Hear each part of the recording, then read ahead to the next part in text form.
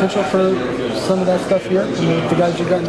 I think one of the things is that as being a first-time spring, you have to be realistic with yourself. And I'm just trying to figure out my guys and what makes them tick. And obviously, I don't know the whole group. And I think that's one of the things I have to be able to do is understand the mentality of the whole group.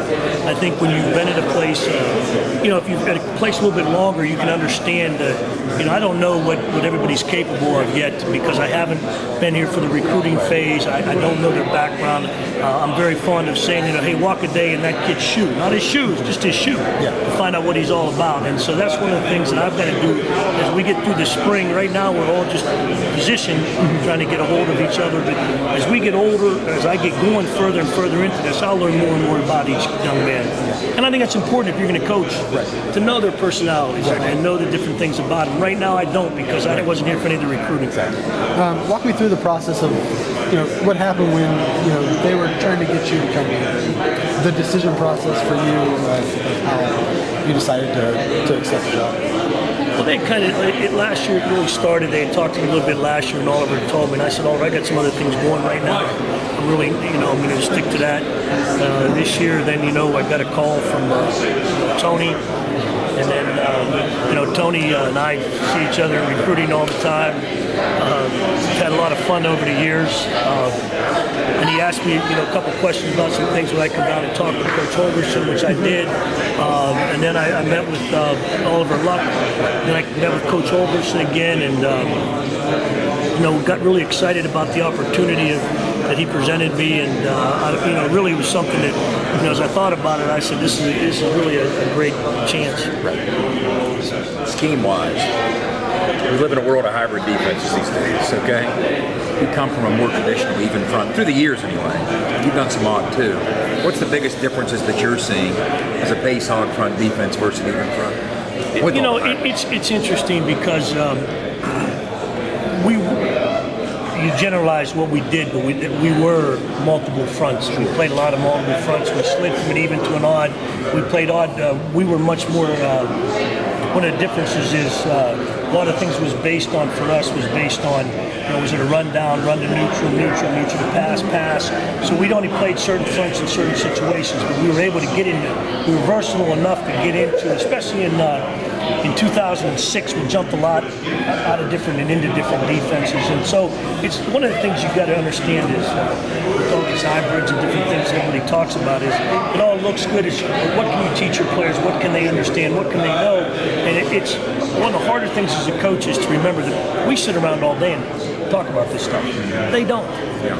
And what you think is easy might not be easy to them, and so one of the things we have to be able to do is to figure out what can they handle mentally, so it all sounds good and all the different things, but if your guys can't handle it, then it's too much, because one of the things as a coach that you really try to do is to get them to play fast. So you have to figure out how much is too much.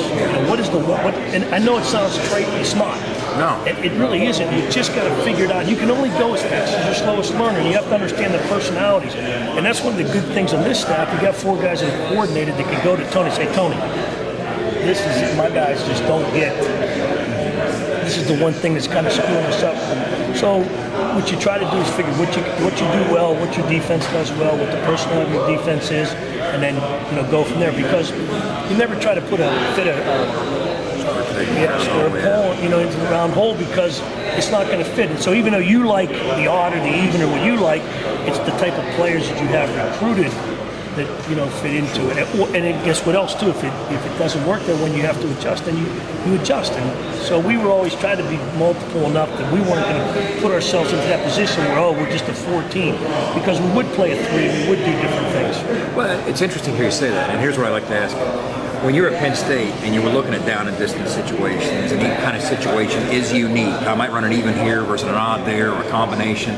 What types of situations did you find yourself running the odd more? Was it a passing situation? Well, was it based on personnel? No, a 3 technique that could be disruptive? For us, in general, it was a passing situation. But if we were going to see a lot of the spread that we knew and a lot of hurry up, then we were versatile enough to whatever personnel we could live with either one. Yeah. And what would happen is then obviously the techniques compounded for different people. So what we tried to do was, if we were going to go from odd to an even or even to an odd or whatever, we limited it. Now, when we got into later downs, or pass downs, and we were able to substitute and get that on there, then we did some things that were pretty neat. More athleticism. Well, because we could do more.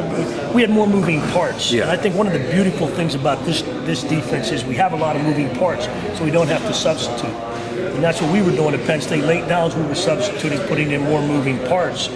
Guys that could do similar things. Sure. And then we didn't have to, because we would have our down guys drop a lot. One of our ends really was nothing but an outside linebacker at times. Like your 5 or your... Yeah, he would drop off and play a linebacker. And the only problem with that got to be when they would, and not screw everybody up, you would have to start. When you do that, you run into some issues because you have to run with wheel routes, and if you don't feel you can handle a wheel route, then you got to make check calls, gut calls to him to get him back into the middle. Now he's in the middle, and he's got to learn different drops there. So there's some things that go with it. Now, when you can replace that with a linebacker who does it for a living, you don't have to make as many calls because the skill level they can do it. They do that all the time. From a personnel standpoint, and it's interesting to hear you talk about this. What do you think the biggest difference is between those rosters that you typically saw at Penn State versus what populates the roster? I mean, I'm guessing it's those 2 and 3 techniques. Is that the case?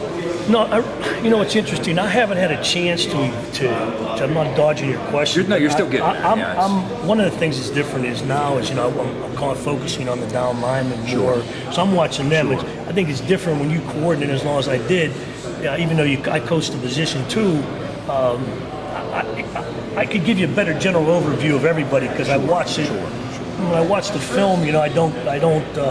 Here I'm right now. I'm just focusing on my guys, so I haven't had a chance to sit back. Like in the summertime, I'll be able to sit. Right now, I'm trying to get the guys that I'm coaching better. Just parachute it in. It's a good way to put it. I just kind of parachute it in. So I'm just trying to figure out what I can do to get those guys better.